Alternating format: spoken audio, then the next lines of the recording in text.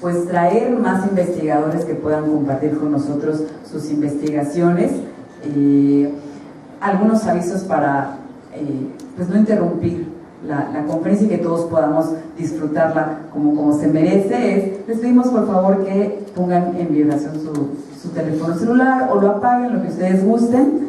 Y también, bueno, ya los últimos 10 minutos serán para preguntas y respuestas.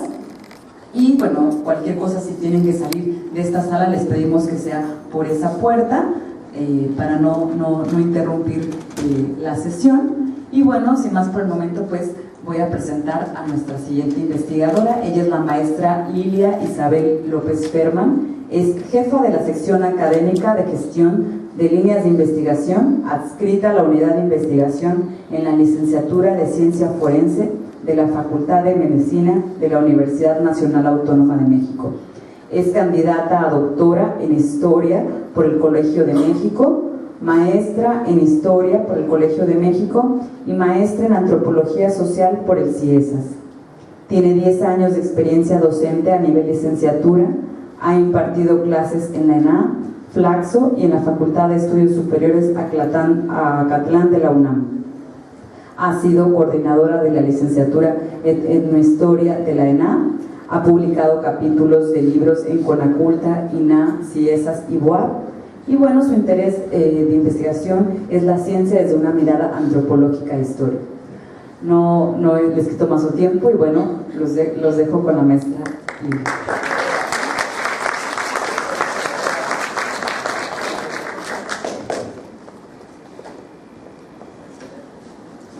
Gracias, muy buenas noches.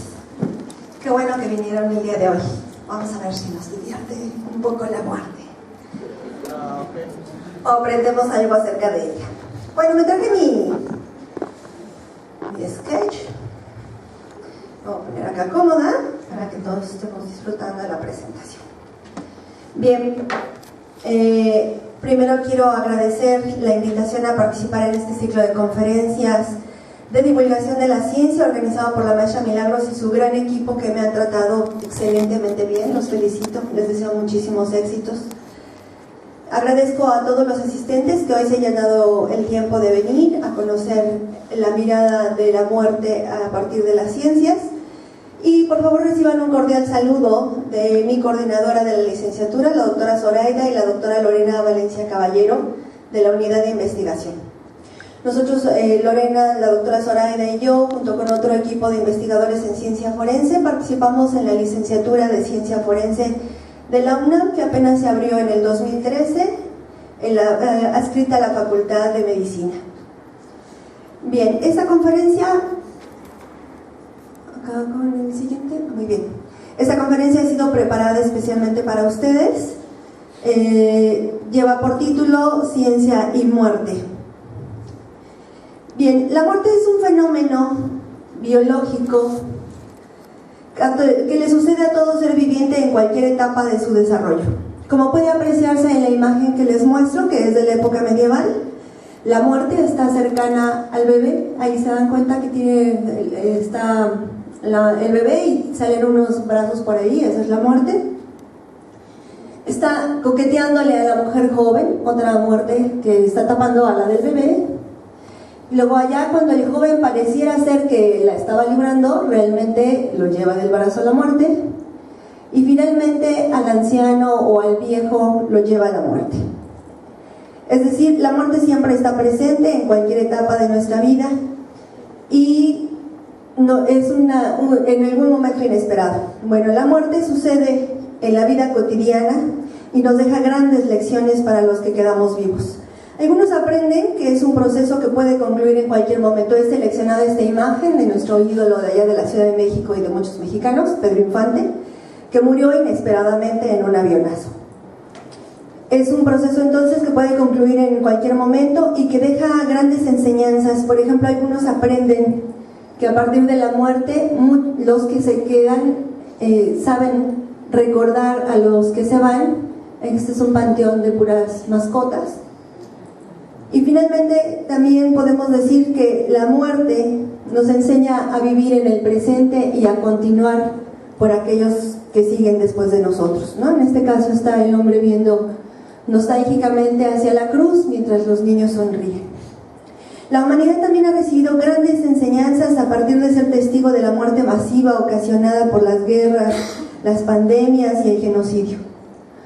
Por ejemplo, los sobrevivientes de las últimas guerras mundiales comprobaron que la muerte ha sido un doloroso resultado para todos los contendientes. A partir de esta experiencia se hicieron esfuerzos por estar en la paz y también por aprender a dialogar.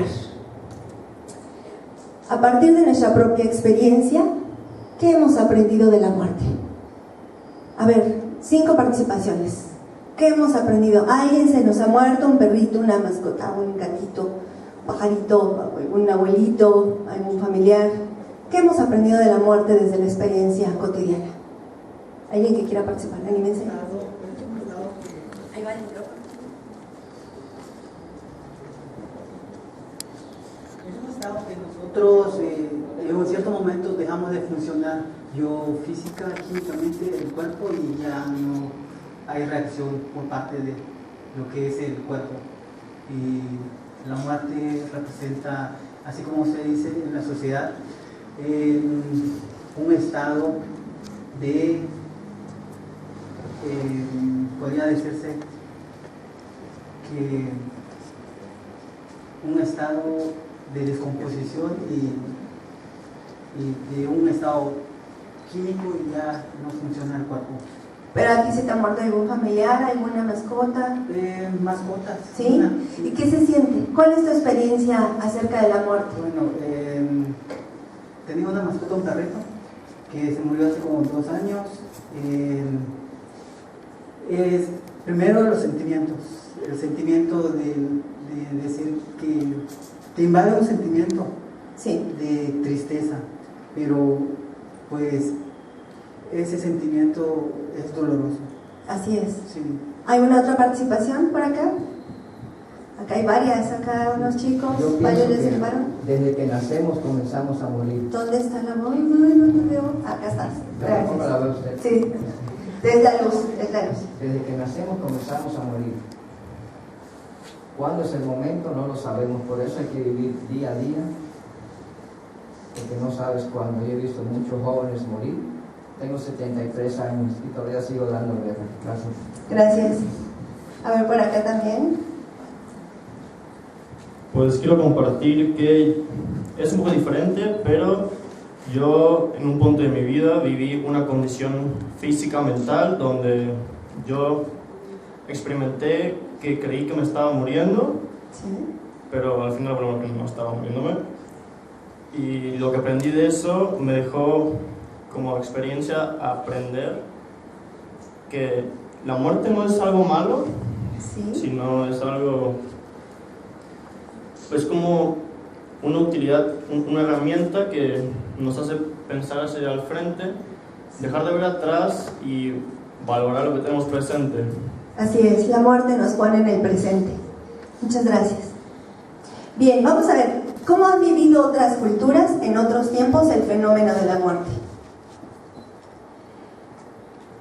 El fenómeno de la muerte también ha suscitado innumerables preguntas entre los científicos. La ciencia se ha encargado de proporcionar cierto tipo de respuestas a través de métodos, técnicas y procedimientos estandarizados y comprobados con el tiempo. La ciencia ha dado algún tipo de respuestas a las preguntas que tenemos los hombres. ¿Qué pasa con la muerte? ¿Cómo son los procesos de la muerte? En esta conferencia voy a presentar algunas miradas acerca de la ciencia, de la muerte. Por ejemplo, aquí tenemos en la esquina un antropólogo trabajando en campo. Después vemos, bueno, yo traté de evitar fotografías como muy reales, ¿no? De ciencia forense, porque siempre son como más impactantes. Entonces les he puesto una pintura de un médico que está haciendo una autopsia. Acá tenemos a un científico que está trabajando en el laboratorio. De abajo tenemos a unos antropólogos físicos también trabajando en el laboratorio. Y acá tenemos a unos historiadores, también pueden ser historiadores de la literatura o del arte, trabajando en los archivos. Esta conferencia ha sido dividida en 2 partes: el fenómeno de la muerte en los estudios sociales y el problema de la muerte en las ciencias forenses. Vamos a ver por qué hay un problema acerca de la muerte en las ciencias forenses. Bien, vamos a la mirada social. Estas son algunas de las ciencias y disciplinas que han abordado el fenómeno de la muerte. Entre las ciencias tenemos la sociología, la antropología social y la arqueología, y en las disciplinas humanísticas tenemos a la filosofía, la historia del arte y la literatura. Como se pueden imaginar, hablar sobre el tema sería amplísimo, no terminaríamos. Entonces, he seleccionado algunos ejemplos que nos van a conducir acerca de la mirada de la ciencia, a la mirada de la ciencia en algunos momentos históricos. Bien. Ay, Carlos, por favor, si me ayudas a regresar al anterior. Las ciencias sociales y las disciplinas humanísticas se han ocupado de estudiar la muerte. Siempre se ha preguntado al género humano acerca de la muerte, porque al parecer, por los estudios que tenemos hasta ahora, es el único animal que le ha dado un significado y un simbolismo a la muerte, a este fenómeno biológico, por lo que ningún cuerpo humano queda en estado de abandono en las calles, en las grandes ciudades, ni en los campos, en las zonas rurales, ya que sus restos mortales son inhumados en un espacio colectivo llamado fosa común, que es subrogado por el gobierno local. En esta fotografía tenemos una fosa común de las más contemporáneas. Si ustedes ven, las cruces tienen números y letras. Ahí hay un 3B1326 y tiene que ver con el número que se les da a las personas no identificadas. Es decir, todos los seres, incluso aquellos que mueren en abandono social, reciben un tipo de sepultura. El fenómeno de la muerte, visto desde un enfoque social, ha llevado a los investigadores de esta área de las ciencias a preguntarse por la manera en que se desarrollan los ritos de despedida del difunto en otras épocas, en diferentes culturas, e incluso los ritos para aquellos que no son humanos. Aquí está un rito hindú para un perrito, también hay para los tigres de Bengala, aquí hay un rito para un perrito también. Porque, como les decía, los seres humanos somos los únicos animales que enterramos a nuestros muertos. También nos hemos preguntado qué pasa por el tránsito, qué pasa por este fenómeno de la muerte, a dónde van los cuerpos que abandonan esta vida, qué significado ha tenido la muerte en el presente y en el pasado. Bien, vamos a ver algunos ejemplos de la arqueología. Las ciencias del hombre se han interesado por las creencias, las ideas y las prácticas funerarias y los ritos mortuorios. El objeto de estudio de la arqueología de la muerte son las prácticas funerarias. El propósito es entender la manera en que los vivos se relacionan con la muerte y sus muertos. La arqueología de la muerte centra su atención en los rituales, es decir, en todas las actividades que hacen las sociedades, la familia, la comunidad, cuando han perdido a alguno de sus miembros. Los rituales incluyen preparación del cuerpo muerto, amortajados, momificados, desnudos o elegantemente ataviados. Los objetos que acompañan al difunto, aquellos que se les llaman ajuares, flores, bienes materiales, objetos que los identificaron en esta vida, quizá como lanzas y cazuelas, ropa o cualquier otro tipo, como vamos a ver adelante. Los tipos de actividades que se realizan para despedir al muerto del mundo de los vivos y que aseguren un tránsito a otro plano. Entre ellas, las prácticas ceremoniales colectivas y religiosas que pueden incluir la cremación privada o pública y la inhumación o enterramiento. El análisis arqueológico ha mostrado que, de acuerdo al tipo de cultura, de acuerdo a la edad, de acuerdo al sexo, de acuerdo a la posición social, las personas reciben diferentes tipos de enterramiento. En estas imágenes que les presento son unos enterramientos prehispánicos, y ahí se ve que está un bebé en una urna y del otro lado hay un adulto con una vasija a su lado. Este es un ejemplo de cómo los enterramientos son diferentes a partir de la etapa en que muere la persona. También hay estudios acerca de los bienes materiales asociados a los entierros. Vamos a ver algunos ejemplos, y el primero de ellos que elegí es el de los egipcios y después el de los aztecas. A partir del siglo XIX comenzaron los estudios de la arqueología de estas dos culturas, los egipcios y los aztecas, también la de los mayas, y al principio los arqueólogos y los antropólogos pensaban que eran culturas muy sencillas y muy simples, porque los consideraban muy primitivos. Y conforme fueron avanzando los estudios se dieron cuenta que eran culturas muy complejas, que tenían un sistema de pensamiento muy complejo acerca de la muerte. Vamos a ver, los egipcios tenían la creencia de que la muerte, ay perdón por la S de más, es una suspensión momentánea de la vida. Como era una suspensión momentánea de la vida, entonces había que preparar el cuerpo para el siguiente plano. Estas ideas parten de que los egipcios creían que el cuerpo tenía dos partículas, una llamada Ka, que era la partícula divina, y una llamada Ba, que era la idea del alma. De ambos, Ka y Ba, Ka es la más importante porque se origina en el momento del nacimiento del individuo y viajaba con él hasta la muerte. Pero el Ka no podía sobrevivir solo, siempre necesitaría un cuerpo para poder habitarlo. Y si el cuerpo se descomponía, el Ka moría y el difunto nunca iba a vivir en la vida eterna. Para asegurar que la vida continuara después de la muerte y que las partes espirituales se unieran al cuerpo, entonces se necesitaba hacer un rito para mantener el cuerpo, construir casas especiales, reunir bienes materiales, preparar oraciones, hacer complejos rituales y recibir ayuda de los dioses para guiar al alma a reunirse a su cuerpo. Entre los ritos funerarios más importantes de los egipcios, como todos ya lo debemos de saber, tenemos la momificación. Existían 3 tipos de momificación, cuyo procedimiento dependía de la economía del difunto.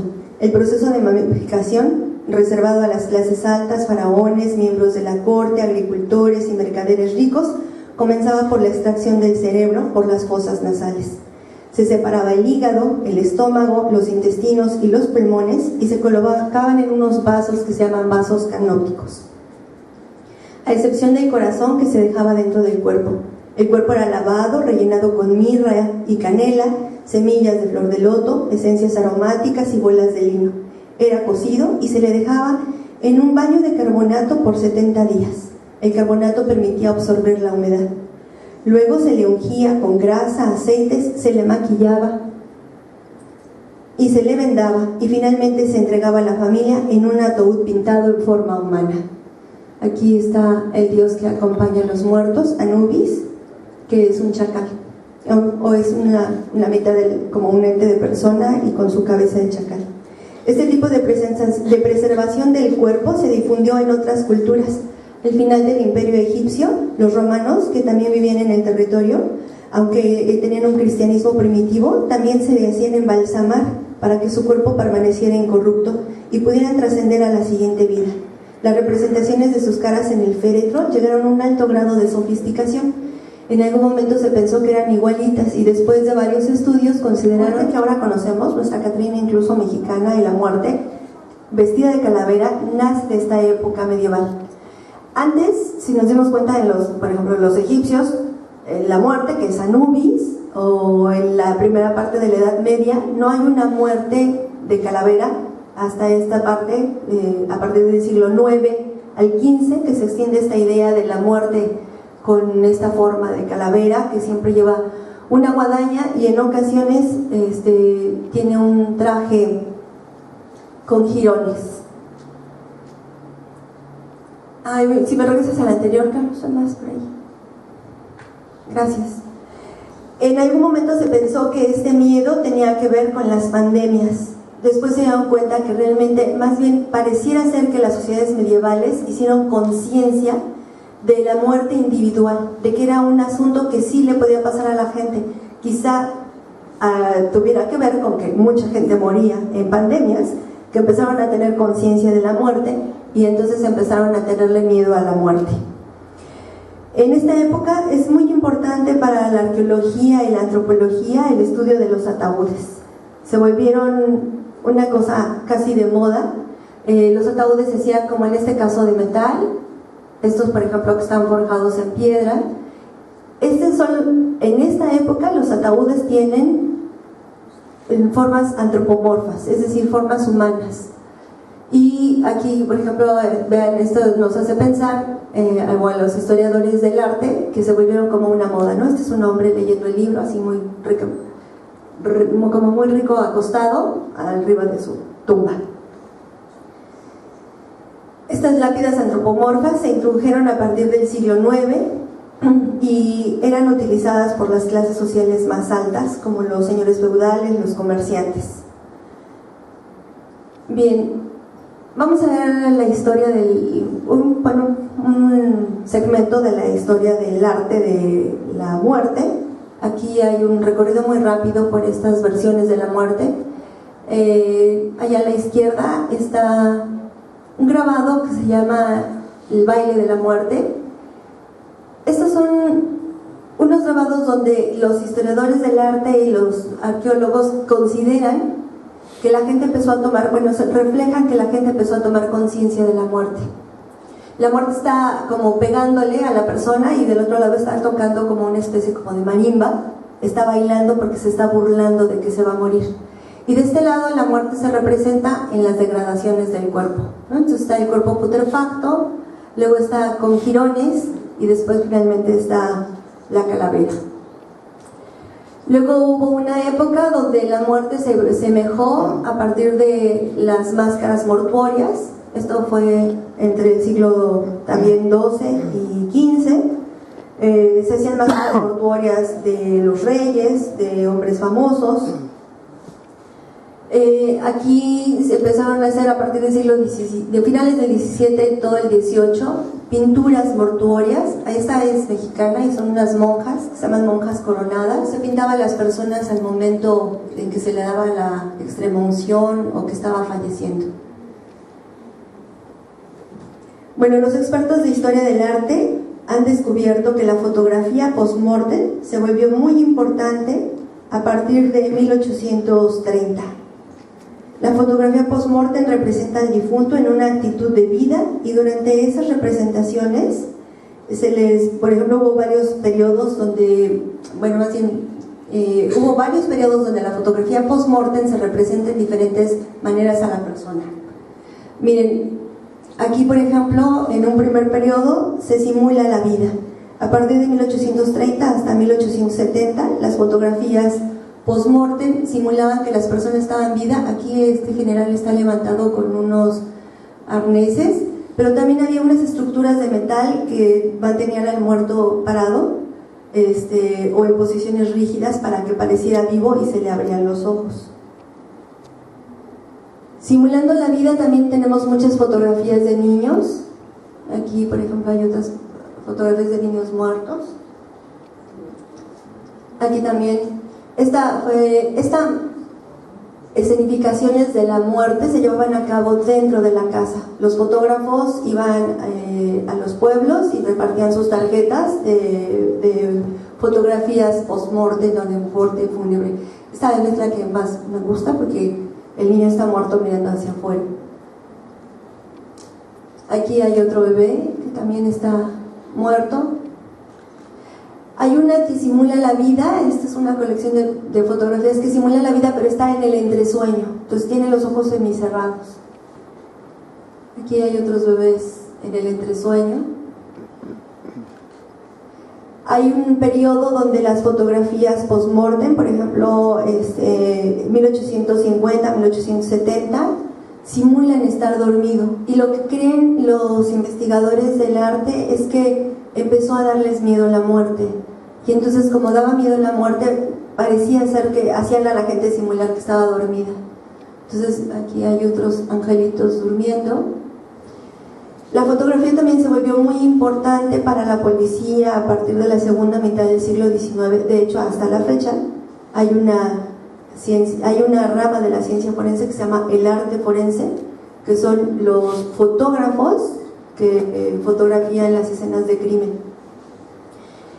A partir de 1850, los fotógrafos que se especializaban en fotografiar a los muertos en sus casas, la policía los llamaba para hacer fotografías específicas acerca de asesinatos o de muertes en situaciones extrañas. De hecho, se estudia en la Academia de San Carlos arte forense. O sea, no crean que es una cosa como banal. O sea, en la Academia de San Carlos, en la Ciudad de México, estudian ciencia forense, estudian arte forense los especialistas de esa área de la fotografía. A finales del siglo XIX sucedieron dos avances técnicos que propiciaron el cambio de la fotografía post-mortem.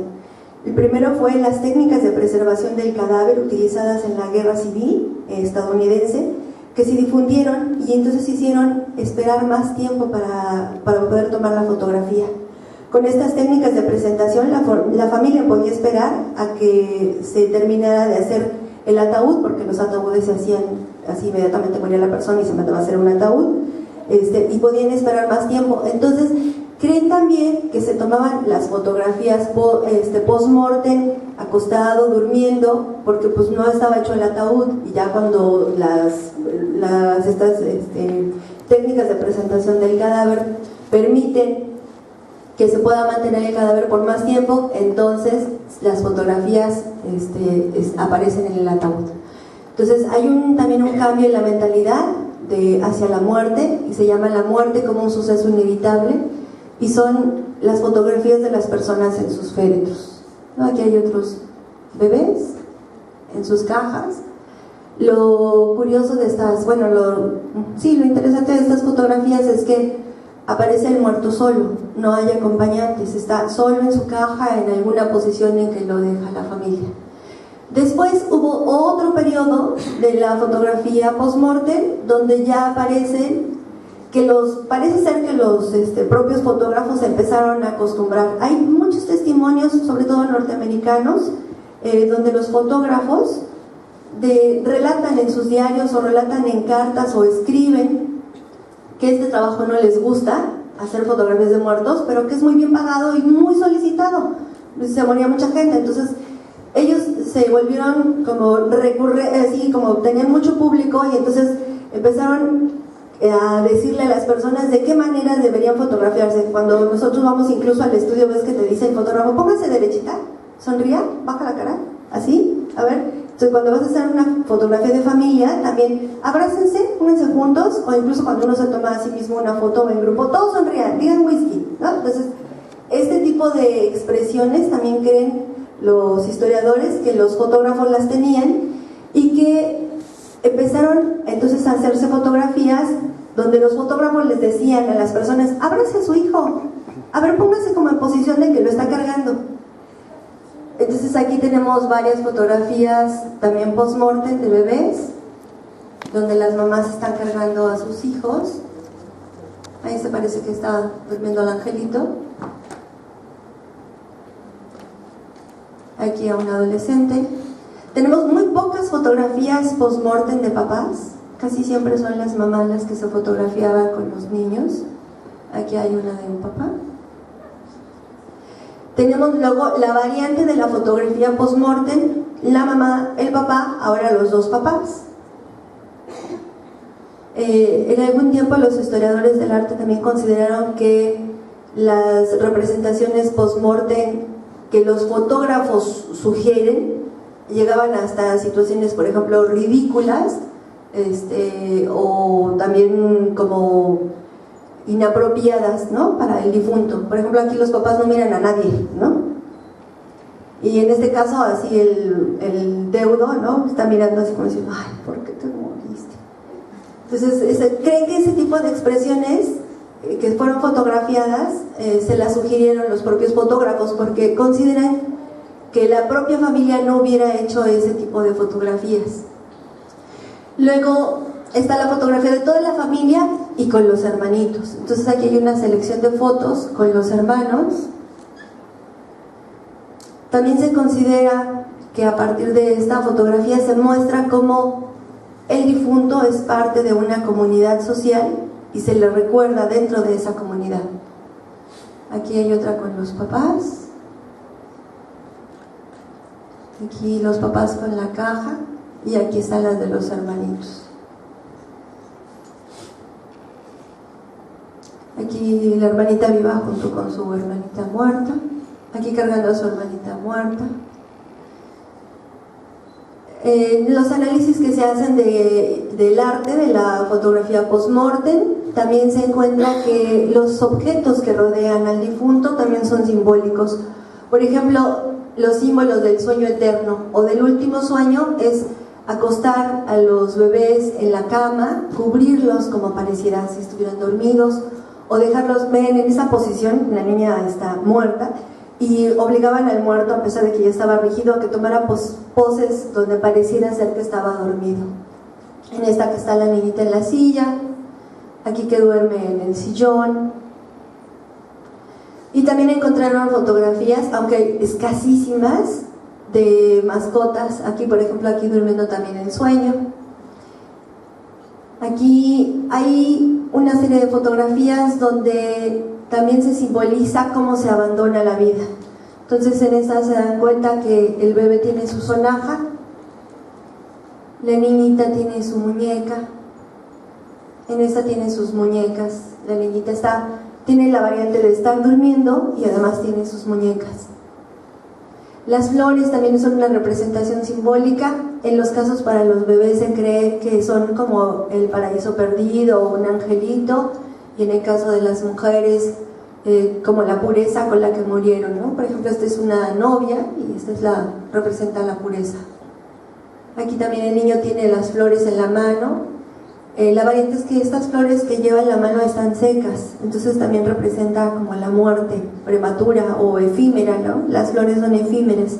Había también otros símbolos como el libro cerrado o el reloj detenido en la hora en que había muerto la persona. Aquí hay otras representaciones de la familia con las flores. Aquí una representación de la familia. Estas son las que consideran también los historiadores del arte, que son como un poco grotescas, porque la niña difunta está abajo, ¿no? Y la mamá la está como tocando de la cabecita.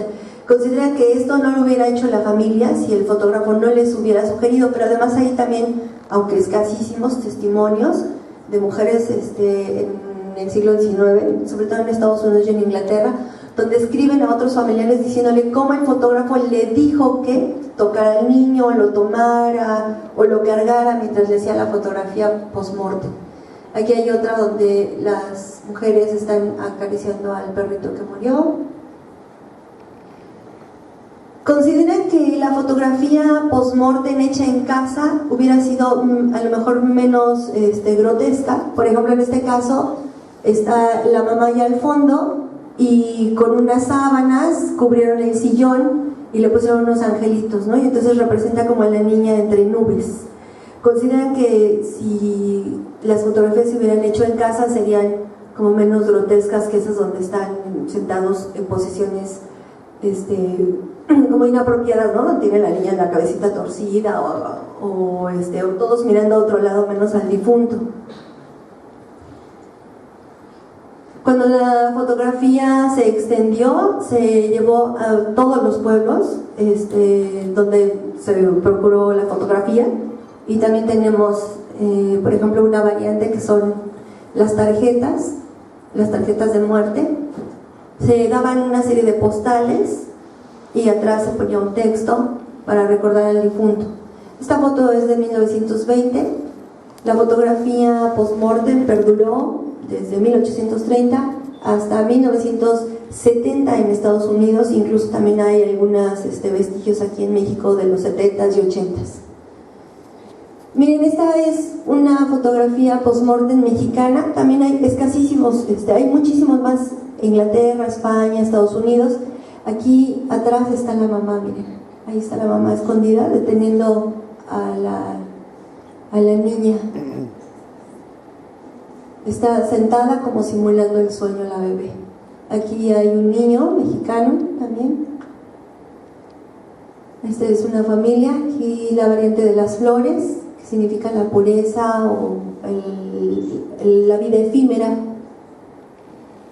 Estas son de la Revolución. Esta foto es muy famosa.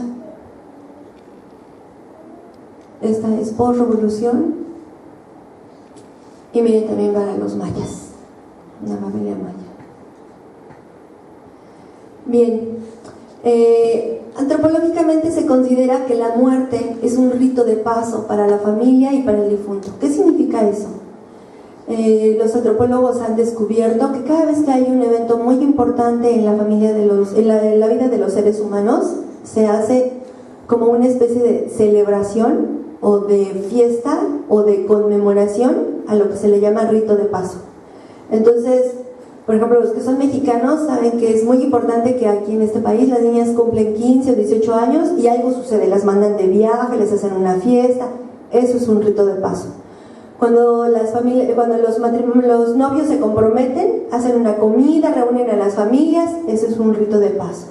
Cuando la gente se casa y hace una fiesta y baila la víbora de la mar y cortan el pastel y todas las cosas que hacen los mexicanos, eso es un rito de paso. Entonces también la muerte tiene sus propios ritos de paso. Los ritos de paso dependen de la época, del lugar, de la cultura donde se está llevando a cabo el suceso. En este caso puse dos imágenes, un rito de paso donde llevan, por ejemplo aquí en este caso son mujeres que cargan a otra mujer. Hay pueblos indígenas donde los hombres cargan a los hombres, las mujeres cargan a las mujeres, y en algunas ocasiones los acompaña la banda de música. Aquí hay una representación de una tumba moderna de hace pocos años, que como se podrán dar cuenta, el ajuar mortuorio continúa. Entonces quiero que observen los elementos y me digan qué elementos ven, ¿sí? Simbólicos. A ver si aprendemos algo de los arqueólogos. ¿De quién es esta tumba? ¿Es de un hombre o de una mujer? ¿Es rico o es pobre? ¿Es de quién? Es rico. ¿Y es de mujer o hombre? Es de mujer. ¿Cómo saben que es de mujer? El espejo. Ay, sí, lo dije tan locas. Los zapatos, están padrísimos los zapatos. Tiene su televisión, tiene su DVD, su santo. El reloj está detenido en una hora en particular. Si se dan cuenta, aquí abajo está la cama y sobre la cama está el ataúd, y el ataúd tiene unas flores. Acá está un acercamiento más a los zapatos. Se ve cómo está la fiesta. Lo que quiero decirles con estas fotografías es que esto del ajuar mortuorio que vimos en la Edad Media, que vimos incluso antes de la Edad Media, continúa, y en todas las épocas ha continuado. Es una constante para los seres humanos, es parte de nuestro rito de paso. Decirle adiós al muerto con las cosas que lo representan o les gustan. Esta tumba es de alguna mujer de un narcotraficante. Sí, en serio. Aquí están también las flores, su cama, su cuadro. Aquí hay otro ajuar de muerte contemporáneo en un cementerio de Belén, en Guadalajara, para la tumba de Nachito, le dicen. Es que se cree, las historias urbanas en Guadalajara creen que Nachito, bueno, era un niño que murió y entonces se aparece en el panteón. Entonces se le ha aparecido a la gente, y entonces cuando se le aparece a la gente le lleva un juguete. Eso es como parte del rito mortuorio de darle a un niño un juguete, ¿no? ¿Qué le regalas a un niño? Un juguete, un dulce. Las tumbas representan a las personas. Entonces ahí vemos una Kitty, esta tumba es de Japón, y abajo una tumba del siglo XIX que representa a un marino. Las tumbas también son, aparte de ser los lugares donde reposan las personas que se han ido, son espacios donde se muestra el arte, ¿no? Entonces aquí están los novios, o los esposos más bien. La pena, ¿no? El dolor que causa la muerte.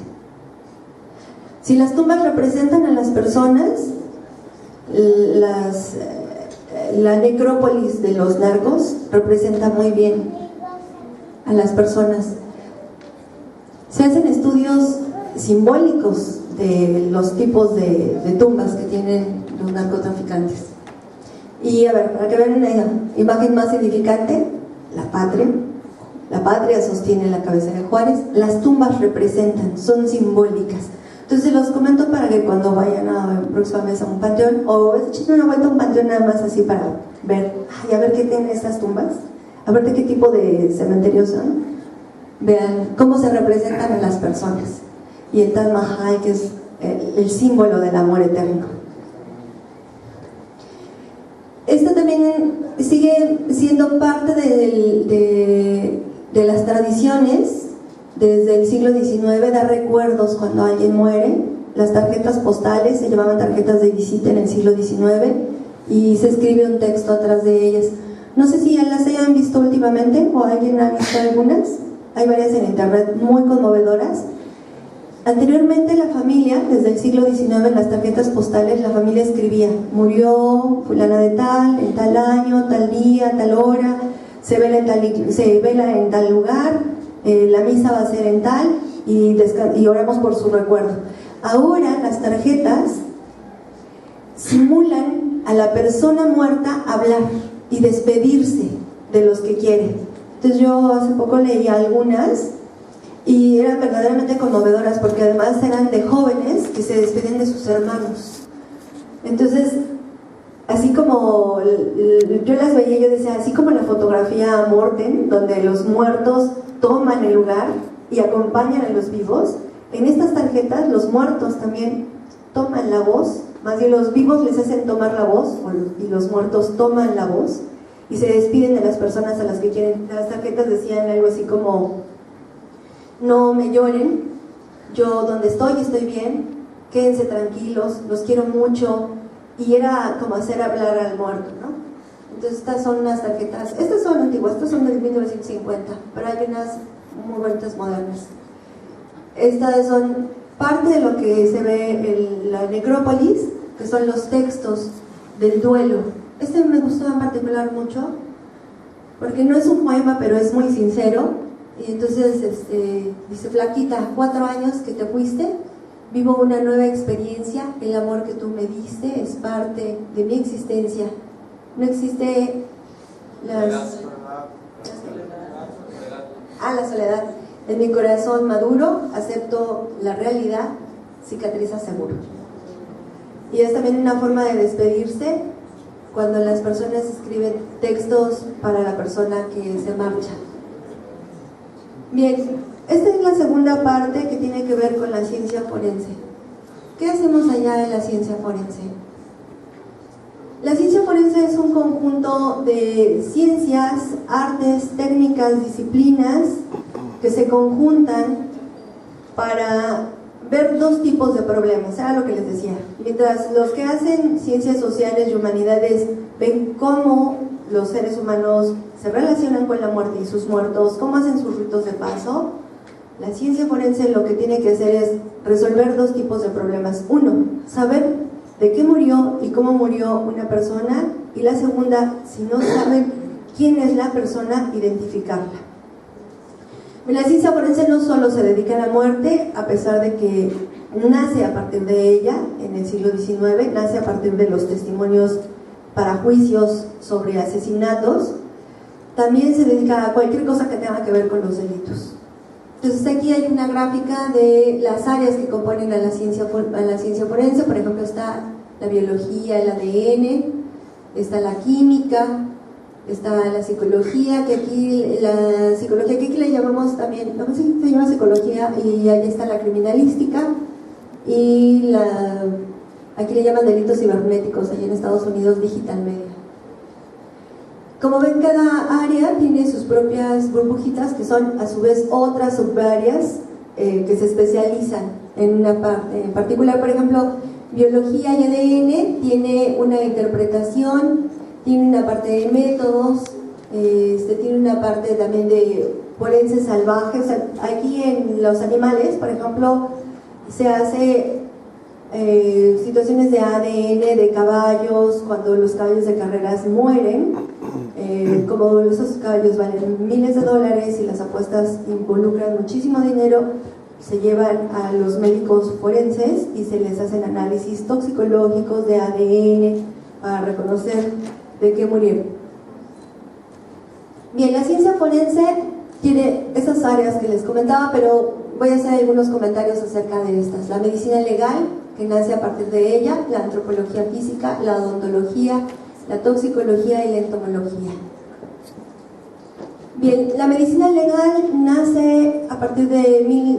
la medicina legal, según las historias, viene desde los egipcios, pero la ciencia como ciencia, a partir de 1830, se desarrolla y se interesa por conocer de qué mueren las personas, cómo mueren las personas y cuáles son los procesos de la muerte. Quiere saber los tipos de lesiones, de heridas que tiene la persona, quiere saber si son con arma blanca, si son con arma punzante, dónde se localizan, si son una o son múltiples, cuál es el trayecto, la profundidad, y si esas marcas coinciden con la ropa, para saber que sí es la persona que murió. La medicina legal, entonces, a partir de 1830, se lleva a los juicios. O sea, los médicos revisaban los cuerpos de las personas que habían muerto en una situación como, vamos a decir, violenta, y entonces el médico legista lo examinaba el cuerpo y llevaba esas pruebas al juicio, delante del juez, con el jurado, y a eso se le llama foro. Hacía un tipo así de rueda, donde se ponía el cuerpo y se hacían experimentos, se demostraba científicamente frente a todo el público que sí, esa persona había muerto por envenenamiento de cianuro, o se demostraba, mostrando el cuerpo y las heridas, que esa persona sí había muerto por las cuchilladas. Se hacían estos debates públicos y entonces los científicos, los médicos, los toxicólogos, los entomólogos, que en esa época eran todos los que apuntaban a las ciencias forenses, los antropólogos físicos, los médicos legistas, los entomólogos, los toxicólogos se juntaban ahí en el foro y demostraban con debates científicos y podían entonces certeramente acusar a una persona. Era muy importante. ¿Por qué? Porque entonces, como en algunos estados todavía de la Unión Americana sigue la pena de muerte, era muy usual la pena de muerte.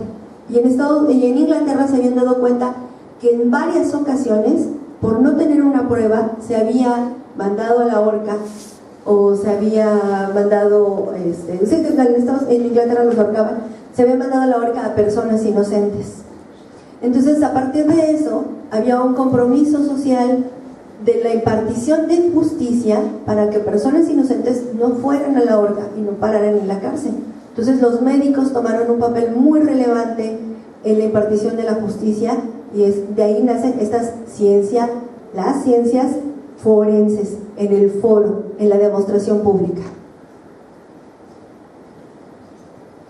Estas son algunas imágenes de este siglo XIX de la medicina legal, de la toxicología. Se volvió muy importante porque las drogas en el siglo XIX se compraban fácilmente. Uno iba, estas que tienen tintura de opio, o cicuta, allá los venenos, estos eran los frascos que tenían los drogueros. Así yo que había farmacias donde vendían fármacos, o sea, medicamentos, y droguerías donde vendían drogas, y la gente podía irlas y comprar. A ver, dame 5 centavos de opio. La gente compraba cierto tipo de drogas para poder en la noche, por ejemplo, echarse unas gotitas con un té y dormir, pero también se podía dar el caso que quien comprara las drogas, como no eran reguladas, pues podía asesinar a cualquier persona. Entonces, muchas historias de desamor tenían que ver con envenenamiento. Entonces, la toxicología, entonces está la medicina legal, y la siguiente rama que se desarrolla en el siglo XIX es la toxicología. Era tan común comprar cualquier tipo de droga que, igual aquí en los mercados de México, hay registros, por ejemplo, todavía en la época del Porfiriato, hasta antes de 1910, donde hay registros donde se contabilizaban las plantas de marihuana que se vendían en el mercado de plantas. Entonces la gente podía comprarse una mata de marihuana, hacer un té, o ponerla con alcohol, hacer remedios caseros con ella, pero también dado el caso que había quien se la fumaba. Entonces empezaron a controlarlas, y entonces empezaron a retirarlas del mercado. Igual empezaron a retirar la cicuta, el opio, todas las drogas las empezaron a retirar del mercado. La siguiente rama que se desarrolló junto con la medicina legal, la toxicología, fue la antropología física. La antropología física fue muy importante y sigue todavía ha ido puliendo sus técnicas, claro, a lo largo de estos 200 años, pero fue muy importante porque a partir de la medición de los huesos se descubrió que los muertos hablan. Entonces, los antropólogos físicos lo que hacen es medir los huesos y revisarlos uno a uno y darse cuenta, por ejemplo, en el caso que les decía de los arqueólogos, que ven cómo tenía la incisión en la costilla y entonces supieron que estaban cortando, cómo tenía el golpe, las cervicales, entonces supieron, así los antropólogos físicos podían revisar uno a uno los huesos y darse cuenta si es hombre, si es mujer, y eso lo saben, por ejemplo, por los arcos superciliares. Volteen y mírense, todos los varones, y luego miren a las niñas, y todos los arcos superciliares son diferentes. Los varones los tienen más saltados, las mujeres los tienen menos saltados. Los varones tienen más pronunciadas las quijadas, las mujeres menos. Las mujeres, cuando han parido por parto natural, quedan marcas en las ínfisis púbicas. Las mujeres tienen mayor desgaste óseo de calcio. Ya saben todas estas broncas que luego tienen las mujeres después de los 50 años, que sí tienen desgaste óseo y se rompen los huesos. También se demuestra en los análisis antropológicos. Y entonces así podían saber los antropólogos si era un hombre, si era una mujer. Entonces aquí ven un antropólogo físico trabajando con un cráneo. Esta es una máscara prehispánica. Pero aquí la antropología física se nutrió de la fotografía, por ejemplo en este caso, que es un caso de un asesinato en Estados Unidos, donde la esposa la mata el esposo, la arroja en un campo perdido y lo único que tienen es la calavera. Y a partir de la fotografía, esto se llama superposición, a partir de la fotografía que tienen de ella en vida y su calavera, que también toman una foto, hacen la superposición. Entonces la antropología física tuvo también un boom a partir de la fotografía. Entonces ahí está Lorena Valencia. Este es el laboratorio que tenemos allá en la licenciatura en ciencia forense. Allí no se ve, atrás de la mesa está la Anatomach, es una mesa de disección electrónica. Se escanean los cuerpos de las personas muertas y luego se hacen cortes a partir de electrónicos. Ahí tenemos dos fotografías, por ejemplo, también del desarrollo de la antropología física a partir de la reconstrucción de caras. Esos puntos rojos son las mediciones que se hacen al grosor de la piel, que pareciera que no lo vemos así a simple vista. Las pieles, dependiendo de las razas, dependiendo de los climas, tienen diferentes grosores. Entonces se hacen reconstrucciones métricas muy minuciosas.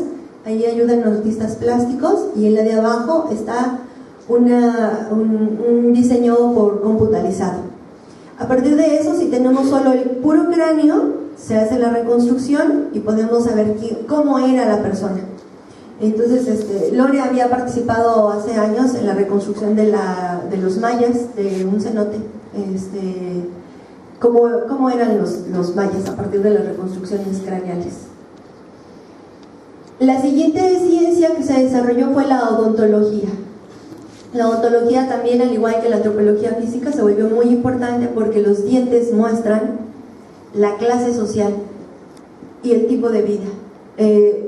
Si las personas fuman, se queda la nicotina. Si las personas no se lavan los dientes, se pican los dientes. Si las personas comen muy mal en su vida, los dientes no tienen un buen desarrollo y no se ven blancos, sino se ven desgastados. Entonces, a partir del análisis de los dientes se puede saber cuál es el tipo de persona, si vivía en la calle, si tenía algún tipo de adicción, si comía un cierto tipo de comida. Y ya hay estudios mucho más complejos acerca de la pulpa de los dientes y del contenido de los dientes. También nos puede decir el tipo incluso de enfermedades que podía tener la persona.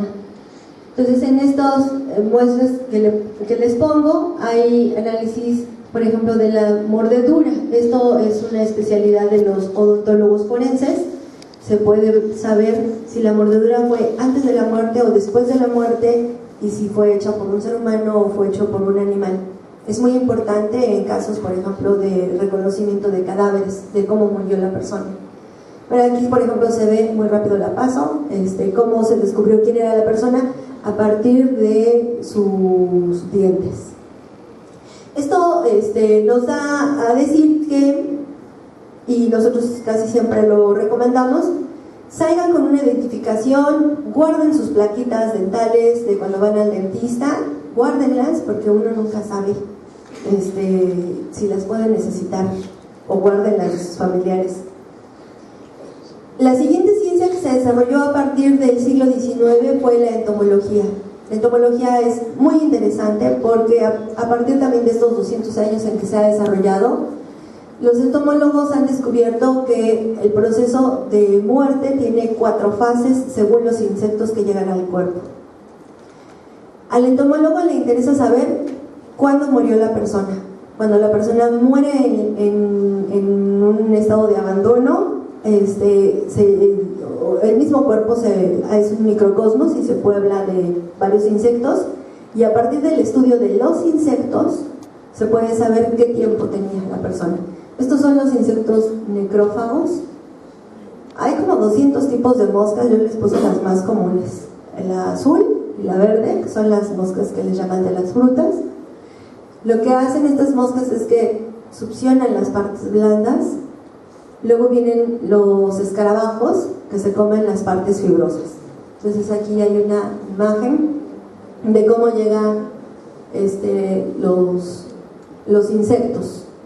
Entonces ven, ahí están los tipos de moscas que se comen la piel, que se comen el músculo. Después los tipos de hormigas y escarabajos que se van comiendo los tendones. Las moscas no pueden comer tendón porque las moscas adultas tienen como una especie de popote, no tienen dientes. Los que comen la carne son sus hijos, las larvas. Y luego llegan los escarabajos, que los escarabajos se encargan de comerse la piel seca y los tendones. Lo que hacen los entomólogos justamente es esto: cultivar los insectos y ir midiéndolos uno a uno en diferentes regiones, en diferentes áreas. Lo hacen a partir de sembrar trozos de carne de cerdo, y se hacen estas investigaciones para saber cómo crecen, y entonces a partir de que ven cómo van creciendo pueden saber cuántos días, cuánto tiempo tiene la persona en exposición o ha muerto. Bueno, finalmente hay que decir que la primera autopsia que se realiza en México fue hecha en 1648 por el Santo Oficio, porque fue ordenada para un cadáver que era ajusticiado. Y la ciencia forense aquí en México fue hasta, ahí debe decir 1833, que fue el médico Agustín Arellano, que comenzó a practicar y enseñar formalmente la medicina legal en México. Y bien, eso fue un recorrido por la ciencia y la muerte. Espero que haya sido de su agrado y haya sido interesante, aunque sé que el tema es como un poco grotesco. Finalmente la muerte es algo que siempre nos acompaña. Por último, quiero comentarles que no sabemos todo acerca de la muerte. Nosotros todavía tenemos mucho atraso en México en términos de estas ciencias en comparación con los Estados Unidos, con Inglaterra, con otros países europeos, y que nos quedaremos con muchas dudas hasta que no tengamos, se oye horrible, pero con esto quiero cerrar, hasta que no tengamos donaciones de cuerpos. Quiero que sepan que la gente que trabajamos en la antropología forense somos muy respetuosos de los cuerpos, de la muerte. Nosotros recibimos donaciones de la Facultad de Medicina y siempre agradecemos a los muertos que nos llegan la labor social que hacen para que nosotros aprendamos más acerca de los procesos de morir. Necesitamos gente que bondadosamente en un futuro muy lejano quiera donar su cuerpo para que sigamos aprendiendo. Yo he platicado con varios compañeros que trabajan en las áreas de anfiteatro ahí en medicina, y hemos compartido cómo en los últimos años hay un proceso de ética hacia la muerte. Antes se pensaba que eran lugares así lúgubres, oscuros y todos feos y horribles. La verdad es que son bastante limpios y se deben de mantener muy limpios por higiene de todos los que trabajan ahí. Son lugares de mucho respeto. Reconocemos que todas las personas que han muerto en algún momento eran alguien que tenía una cara, un nombre, una familia, y que quizá alguien los está buscando en algún lugar. Nosotros estamos interesados en que no haya más personas sin identificar, porque sabemos que abajo de una persona que está sin identificar hay una familia que está sufriendo, hay una sociedad que está clamando justicia, y queremos seguir desarrollando la ciencia forense en México por la procuración de la justicia, por el bien de todos los que estamos en este país, que sabemos que tenemos muchos problemas al respecto. Muchísimas gracias por haber venido y muchas gracias por haberse quedado. Estamos ya.